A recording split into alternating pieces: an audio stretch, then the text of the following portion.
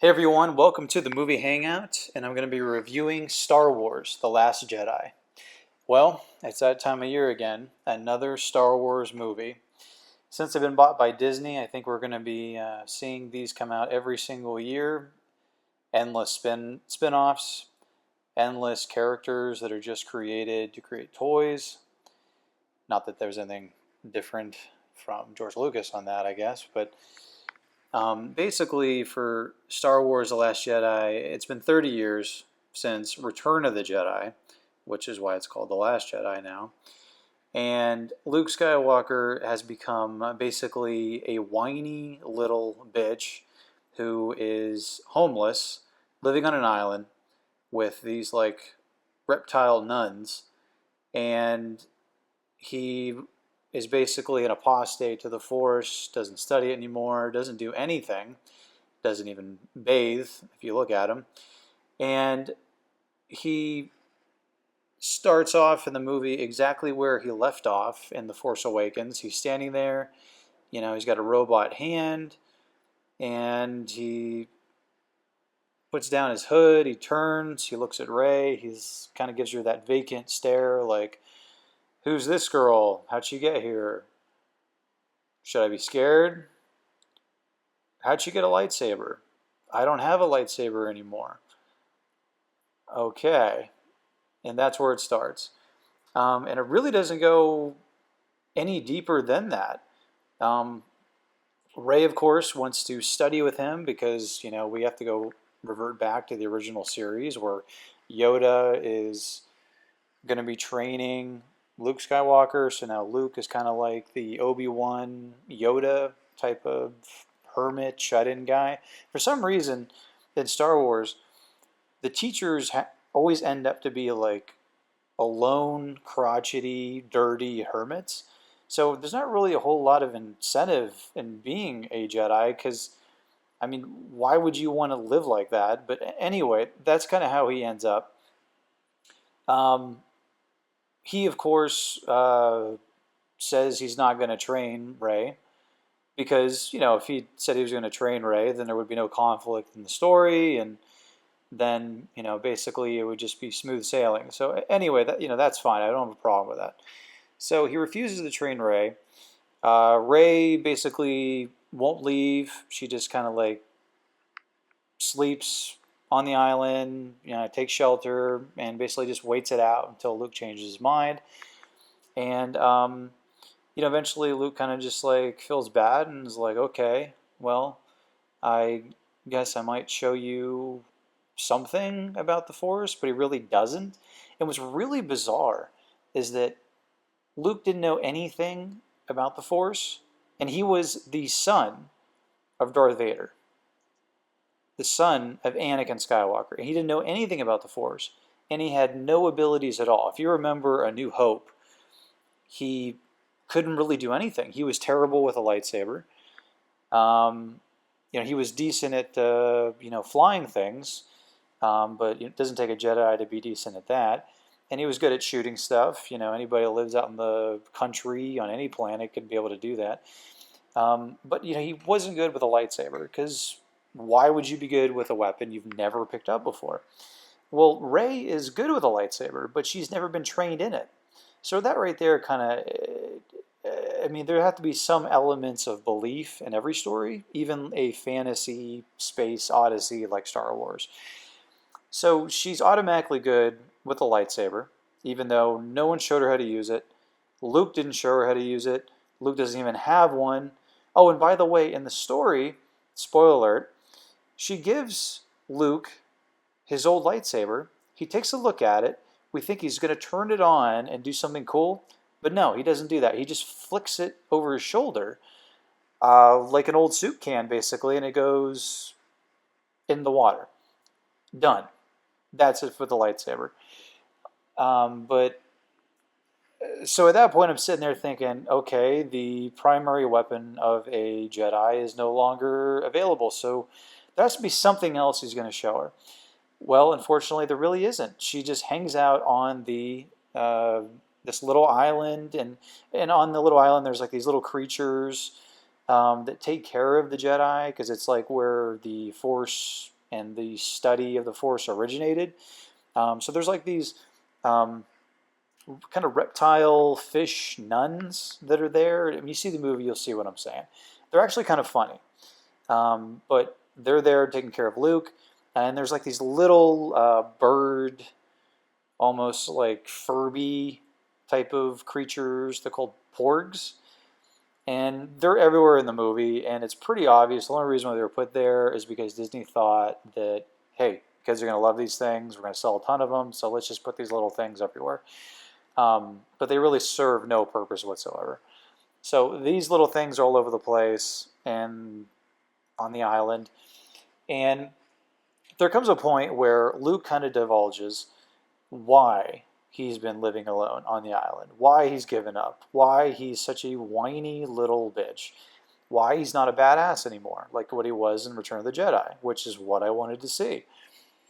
And he reveals, spoiler alert, that he was training a group of young Jedi, and Kylo Ren, Ben Solo, Han Solo's son, Princess Leia's son, had kind of a dark side streak in him and turned to the dark side. And so that just made him lose faith in the Force.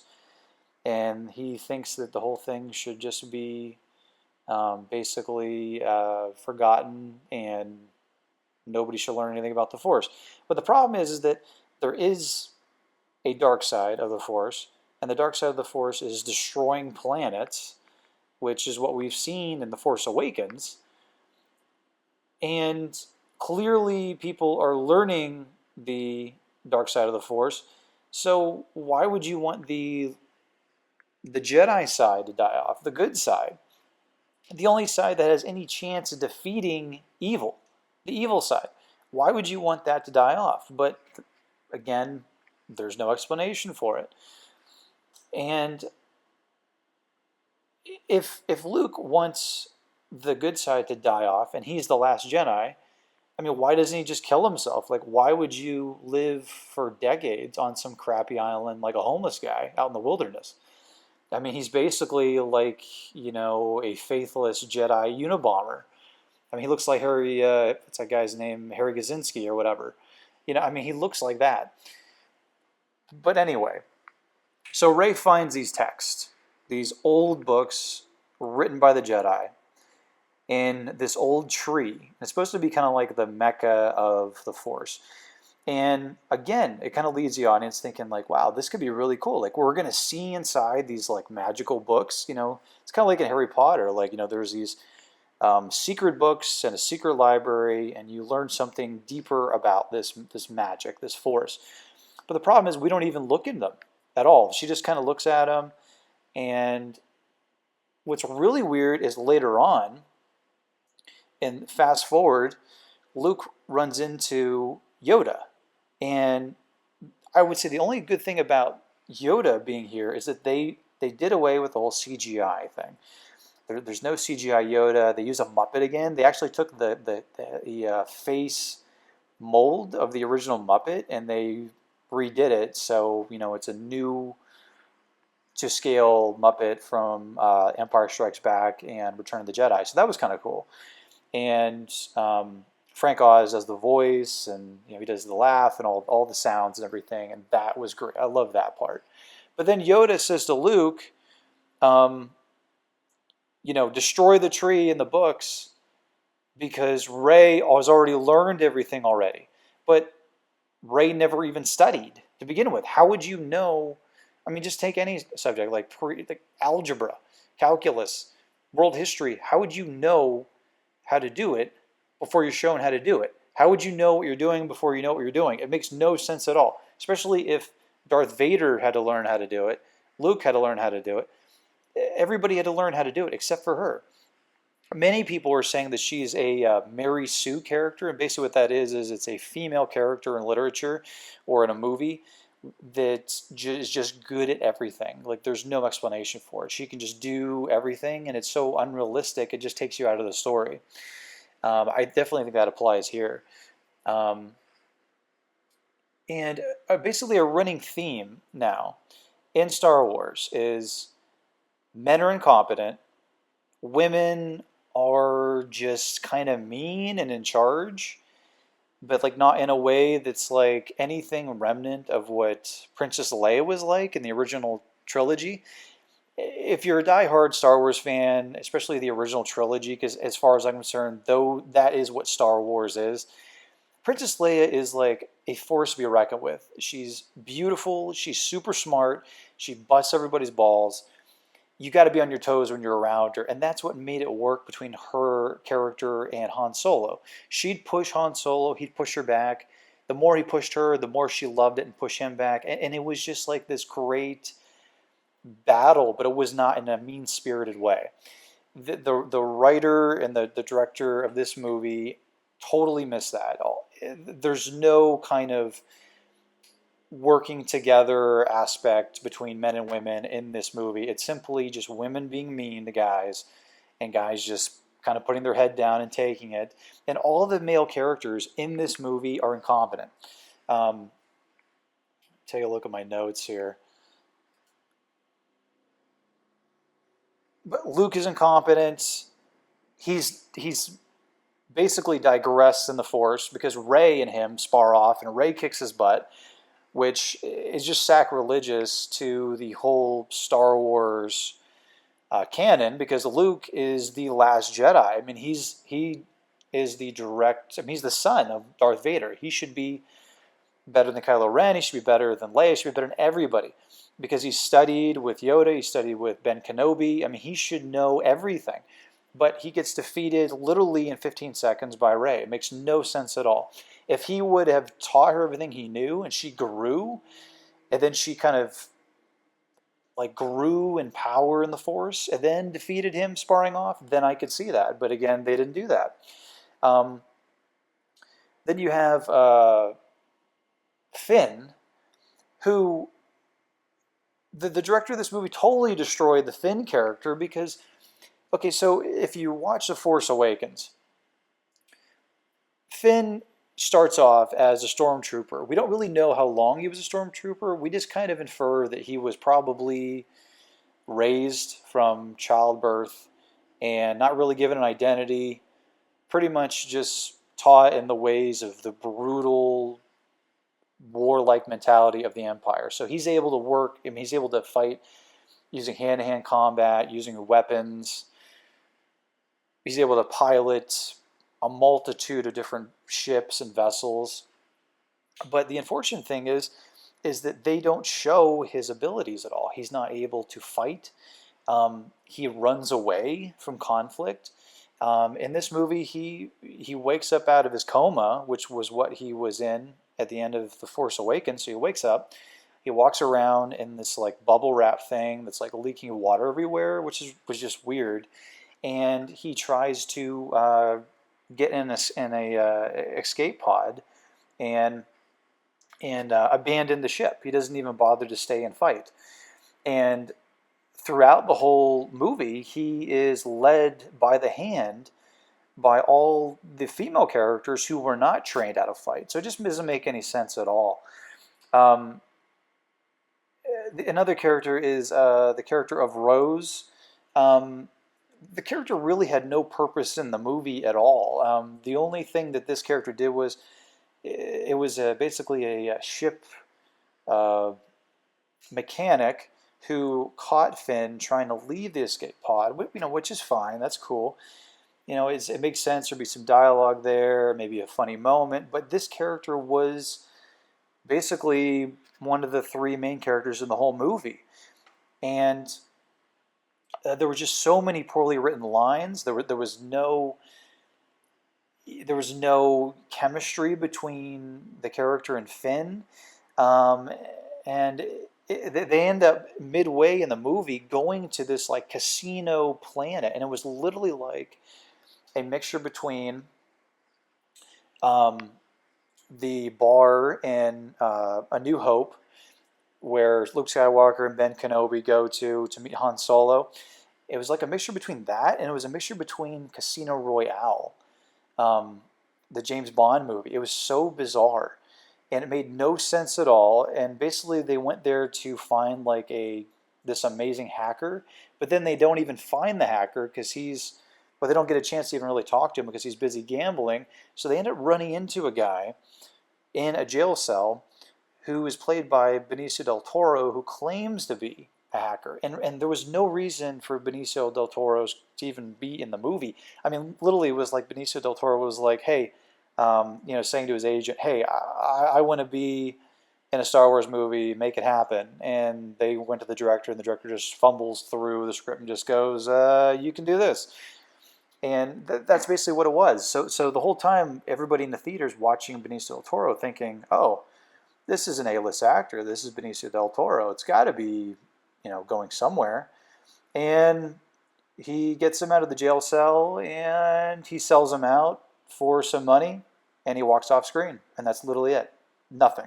Nothing, no point to him even being in the movie. And by the way, this whole sequence of events, the alien Casino Royale scene, Finn and Rose letting go the animals because they were held captive. It's like a, I don't know, anti-animal cruelty message there, which is fine. I mean, gosh, who wants to be cruel to animals? I don't know anybody that does, but they put that in the movie. That whole sequence and the Benicio del Toro stuff is about 30 minutes. It's just 30 minutes of nothing. And it goes nowhere, and it ends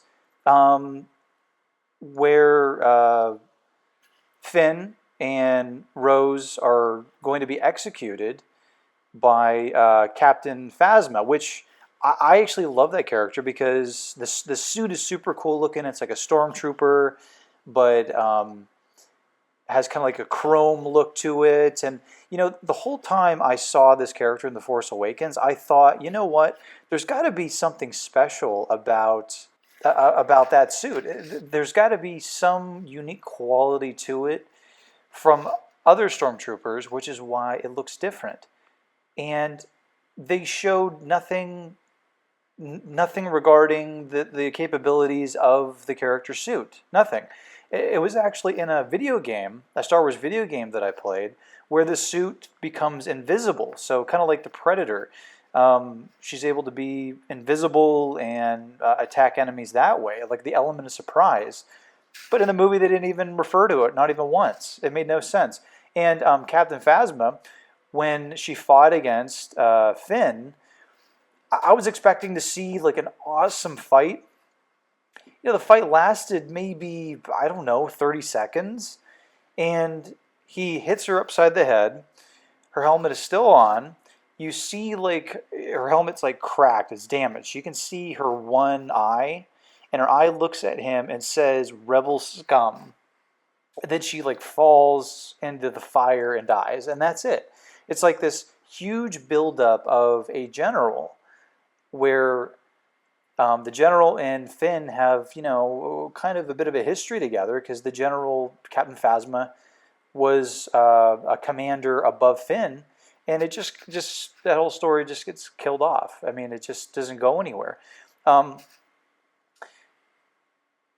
Ren, the Kylo Ren character is so unbelievably weak. I mean, in every single way, whether it is how the character looks. I mean, the character is straight up emo. There's nothing inspirational about the character. It's not a cool character like Darth Vader, super masculine. I mean, there's no masculinity at all with Kylo Ren. He's whiny. He's just always sad. He misses his mommy. He hates his dad. I mean, it's more of a person that'd be on a Maury Povich show than Star Wars. And the actor Adam Driver, he did a good job. I mean, he's a good actor, but I mean, with this character, you got to be somebody you want to be like. You just don't want to act like. And they should have cast an actor that was like super good looking. Maybe look more like an Abercrombie model. I know a lot of people don't like those types of people, but that's even more of a reason to cast somebody that looks like an Abercrombie model, because it's kind of like that I don't know, somebody that kind of maybe looks like a German soldier, from the 40s or something, because that's kind of what the Empire is supposed to represent anyway. Somebody broad-shouldered, chiseled jaw, good-looking, super masculine, somebody that you could, you'd imagine would have a girlfriend or be able to pick up chicks. And then that way, maybe there's like some sexual tension between Rey and Kylo Ren. Rey is like, God, he's a good-looking guy, but man, he's so evil. I can't trust him, but man, he's a good-looking guy. Because, if they weren't going to go the route of showing sexual tension or some sort of relationship or emotional tie between Rey and Kylo Ren, they would not have inserted a scene, and I'm not kidding you, they insert a scene, it's like something straight out of Twilight, where Rey and Kylo have like this emotional connection through the Force, and they can see each other. And Rey catches Kylo in the middle of him shirtless, basically like washing his hands, like washing his hands in the restroom, whatever. And you see him shirtless, and he's supposed to be like super ripped, but he's not that in shape. So it kind of kills the moment. Like if they would have got a guy that's like got a six pack, abs, ripped, then there'd be a reason why she would just kind of be like caught off guard, like, whoa, this guy's good looking, but he's evil. There'd be more conflict there, but he's evil, he's not good looking, and he's clearly not very good with the Force, because he's studied with Luke Skywalker, who's the guy that studied with Yoda and Obi-Wan, and and he's related to Luke Skywalker. He's Luke Skywalker's nephew, so he's got the blood in his veins of Luke and Darth Vader, and it just doesn't make any sense. And he's weaker in the Force than Rey, which again makes no sense because Kylo Ren is studied for years, and Rey literally picks up a lightsaber and can move things with her mind immediately. And it almost seems like now in Star Wars that the less you know about the Force and the less you practice, the better you are, which does not correlate at all to real life or any of the 7 previous movies in the canon that have built up the story to what it is now. So basically, you can just forget about anything you know about the Force because you didn't know anything, because it doesn't matter. You just are amazing at the Force because you just are. And you can study hard, you can work hard, but hey, too bad. That's basically what it is. And what's crazy about the whole story is, I'm going to go to a character I haven't talked about yet, Poe Dameron. I actually love this character, played by Oscar Isaac. Fantastic character. He's, a soldier. He's a pilot. He is amazing at flying an X-wing fighter, reminiscent of Luke Skywalker in A New Hope. Able to do things flying a spacecraft that nobody else can do. Really exciting character. Bold, takes chances, a little reckless. It's what I love about watching somebody. And in the beginning of the movie, he is on the rebel ship, and the rebel ship is basically being followed by the Empire. They're big, like, starship destroyer type of, I don't know the exact term for it, but ships. And they're running out of fuel, and they're basically just sitting ducks. And he's sitting there, and he's thinking, like, gosh, like, we got to do something. We're not just going to roll over and let the Empire kill us. So he turns to his superior, because that's what all good soldiers do, Vice Admiral Holdo, played by Laura Dern, which, there's, again, I'm just not a fan of her work. I'm sure a lot of people like her work, but I just have never enjoyed it. I only liked her in Jurassic Park, and that was it. And her character is, she has like purple pink hair, and it's confusing because I'm looking at her like, oh, she's the only person in any of the 8 movies that has purple pink hair and is a human being. And so I'm thinking, okay, well, maybe she's like a member of like a race of aliens that's the only difference between them and human beings on Earth. They just have like purple pink hair. Kind of like in some of the Star Trek characters. Like they look exactly like people. They just have like, Spock ears or a nose or something. There's just like one little characteristic that's different. But no, I mean, there's no reference to that. There's nobody else in the movie or any other movie with that type of hair to indicate that there's maybe a planet with people like that. So it's just straight up style. So basically, her style is exactly like a rabid social justice warrior feminazi. And so that's what she looked like. But again, I was like, you know what? I'm not gonna judge the character. Let's just see what happens. I'm not gonna judge based on the appearance. Well, here immediately, right out of the gate, she's just the biggest. I mean, there's no other word to say it. She's just a huge bitch to all the guys on the ship, on the Rebel alliance. Which I would think, if you volunteer for the Rebels, it doesn't matter what you look like or who you are. You'd be like nice to people that are putting their life on the line.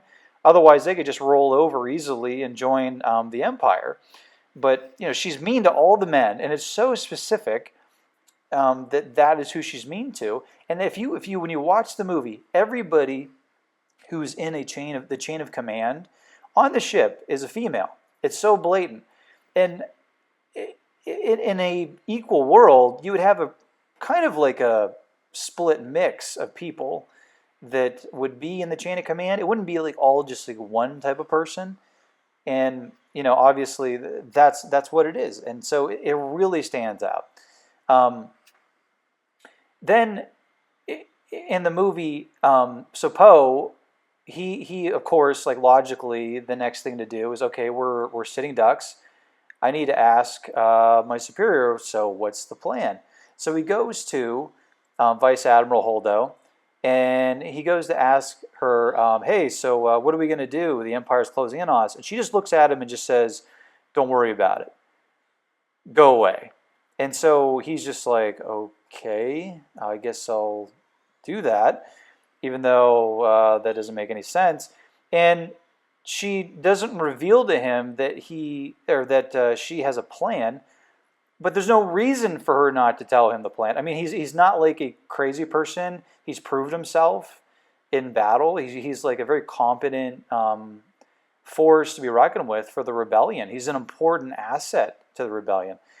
And there's no even reason why she would withhold the information for fear he would like rat on them or something either.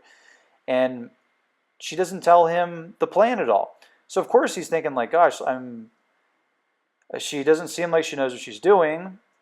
I don't know if she is working for us, working for the Empire, what's going on. So he goes behind the scenes and has Rose and Finn go to that casino planet and go through that 30 minutes of just nothingness, and basically is what the whole movie's about. So the whole movie is hinged on a purple-haired feminazi not telling the top pilot of the rebellion what the plan is. If she just told him the plan, there'd be no movie. I mean, it literally comes down to that. I mean, and what's so frustrating about it is that there's no logical reason why anybody would not tell him the plan. It just doesn't make any sense. And then her character is given an awesome death. Like, she's like a badass. She rams the rebel ship light speed through the Empire ship, right? Basically doing a kamikaze. And they do a huge send-off to her character, but we don't even know anything about her character at all. All we know is this Laura Dern with purple hair, and she's mean to guys. That's it. And then meanwhile, Admiral Ackbar, who's been in all the original movies, he was an amazing character. I mean, he was the admiral that defeated the Empire. I mean, and blew up the Death Star. I mean, he's a legend. In that universe, there's probably like statues of that, catfish guy. And he's just killed off like he's nothing. He's killed off like he's an extra. What I would have done was I would have had Admiral Ackbar stay behind at that ship and while everybody else leaves and flees, and then on the Empire side, you have like an old general that maybe he faced off against in the past, and the general is like, oh, the rebel scum, they're fleeing, they're cowards. And then all of a sudden, one of his underlings says, sir, the rebel ship is locked in on us. And then the Empire's general looks and goes, they're powering up for warp speed. And then all what you do is you cut to the rebels' ship with Admiral Ackbar sitting there, and you could do like a close zoom in on the catfish face, and he could do like a little sly catfish grin, and then just freaking like hit that red button for warp speed, and he could just say it's a trap, just to tie in what was said in Return of the Jedi when he yelled out it's a trap, except it was set by the Empire. You could reverse it, give him a badass death, a warrior's death, where he kamikazes through the Empire, killing his old enemy. I mean, it would have been so poetic and so beautiful. It would have been, everybody would have cheered in the theater, but they didn't do that. They didn't do it. I have no idea why. And then lastly, we get to pretty much like the climax of the movie, and we're on this planet, and this planet is like, everything's like white on it, like all the sand, and it looks like there's like white sand or something. And this like Empire character is like walking on the sand, and it's turning red, and it looks like he's bleeding. And then this like random soldier touches the red stuff, and he puts it in his mouth. And like when he did that, everybody in the theater was like, ugh, like this guy's eating like blood, like what the heck? And then they do a zoom in on this soldier, this random guy. We don't know who he is. They do a zoom in, a close up, and he goes, it's salt. Like that's it. Like then it just cuts away from him. And I've seen a lot of movies. In movies, they don't do a close up on somebody unless they're a main character or they're like a supporting character that's like really important to the plot or something. They don't just give like a close up on an extra or somebody that has like a one line. They just don't do that, because what it does is it creates confusion. It makes you think that the person's more important than what they are. And clearly this guy just is like, maybe, I don't know, the son of an executive at Disney. He's like, I want to be in the Disney movie too. Benicio del Toro wanted to do it, so I'm going to do it too. And so they just flip through and they go, you're saying it's salt. And that's what he did.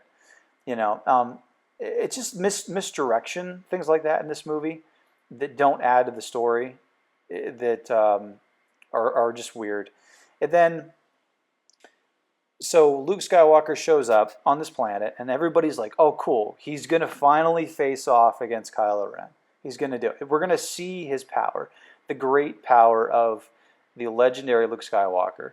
So Luke steps out, and he's standing in front of all these AT-ATs, and they all just start firing on him for like 30 seconds. And then he steps out of the smoke, and everybody in the theater was like, damn, that was cool. That guy is a badass. He just withstood 100 shots from an AT-AT. He is, clearly the last Jedi. Well, then you find out immediately after that, when everybody's like, wow, that's really cool, you find out that he's not even really there. He's actually meditating on the shitty island that he's been homeless on with the freaking porgs. He's just meditating. And he freaking, like, I don't know, teleported his image to this salt planet, and it's just like a hologram. And so the most badass part of the movie never really happened. And what's even more lazy about it is that Luke Skywalker didn't even bother leaving the freaking island. He's literally on one location the whole movie. And in the movie, they show his X-Wing fighter under the water right next to the island. They blatantly show it. So it's like, okay, he flew his X-Wing fighter to the island. He's been on the island. But he doesn't get back in the X-Wing fighter to leave to do the most important thing in the whole series. I mean, it's just so stupid. And then he dies after doing the whole Bikram Yoga meditation thing. astral projection thing, he looks into the sunset and he just fades away into nothing and dies. And that's it. That's the Luke Skywalker death. All of these movies, all of the canon, the buildup of the Force, the Skywalker bloodline, all of it ends with him meditating and just sending a hologram of himself somewhere else, and he just fades away, has a heart attack, and dies. That's it. And on top of it, Leia in the movie, I mean, I just have to say, look, I mean, it's very sad that Carrie Fisher passed away. I mean, it's just tragic. And you watch the movie and you think, gosh, you know, you just remember her from the original 3 movies and how beautiful she was. And I mean, she just was just so attractive in every way in those movies. And you see her in this movie and she just looks so old. She looks so worn, you know, and it's just from a hard life that she lived, and it's sad. But her character, again, does not study the Force, really has no relation to the Force other than she's just the daughter of Anakin Skywalker and the sister of Luke. She wasn't trained by Obi-Wan, she wasn't trained by Yoda, and she's more powerful than Luke is in the Force. And there's a scene in it where she's in a ship. Her son, Kylo Ren, is supposed to kill her. He pushes out, of course, because he's a freaking pussy. And her ship gets blown up by one of the stormtrooper pilots. And she gets sucked out into outer space. And then I'm thinking, okay, well, I mean, I guess that was, you know, she died. I mean, that's how they decided to end her character, you know? I mean, not great. I wouldn't do it that way. I'd do it a little more, you know, dramatic because it is Princess Leia. But I mean, they chose that, and I mean, I respect it. I mean, you know, I guess it's a good send off. Well, then it cuts to like 5 minutes later. It cuts to her floating in outer space, and it does a close up of her face, and she does like this kind of like Bewitched from the show Bewitched, kind of like wiggle of her nose, and she reaches out and she flies through outer space back into the ship, like Mary Poppins. I'm not kidding. I mean, you can look online. There are memes everywhere of Princess Leia flying like Mary Poppins. Nowhere in the entire canon did anybody fly. I mean, not the Emperor, not Darth Vader, not Luke Skywalker, not Obi-Wan. I mean, not even Yoda. I mean, people can jump high. You know, they can move things with their mind, but fly? I mean, it was just insane. And then she didn't even study. I mean, it'd be like not even knowing how to count, but you just are born knowing differential equations. I mean, it just doesn't make any sense. And so that was bizarre. Everybody in the theater was like dead quiet when that happened, and I turned and looked at my friends that went with me, and I was just like, this is not going to be good. And that happens like in the first 15 minutes, 20 minutes of the movie. But I mean, all in all, I would say this. I would say that Star Wars: The Last Jedi is a fun, entertaining science fiction movie. If it was called Space Wars, if it was called I don't know, Star Warriors, if it was called anything else, I would say this is a good movie. This is fun. You know, if I didn't know anything about any of the characters, I'd be like, this is fun. But as far as being a Star Wars movie, it's horrendous. It's terrible. And it's got nothing to do with, you know, the acting so much or even the special effects. It has to do with just not respecting at all the source material. It doesn't even seem like they even watched the original 3 movies. And also, they didn't set up for the sequel at all, because Luke Skywalker is dead, Han Solo is dead, and the only person that's alive in the movie is the only person that is passed away in real life, Carrie Fisher. They didn't kill her off in the movie at all. Like, why they didn't have her pass away in the movie, because she died in real life, and do a reshoot with Mark Hamill as Luke Skywalker and not have him die and wait till the next movie to die, I have no idea. I don't, and I can't believe that people at Disney didn't sit around and just write this on a dry erase board and just say, "Look, we gotta figure this out." But they didn't.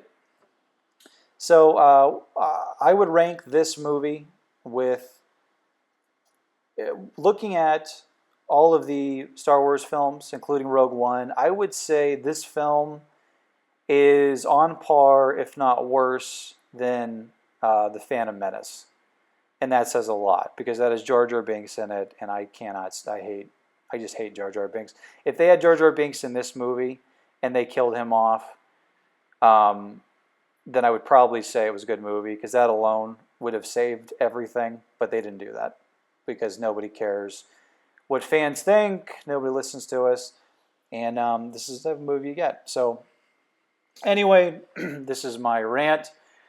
If you want to hear more rants, because there's going to be a lot more, I'll tell you. Click subscribe, and if you just want to get regular reviews of movies, movies I love, again, click subscribe. Later.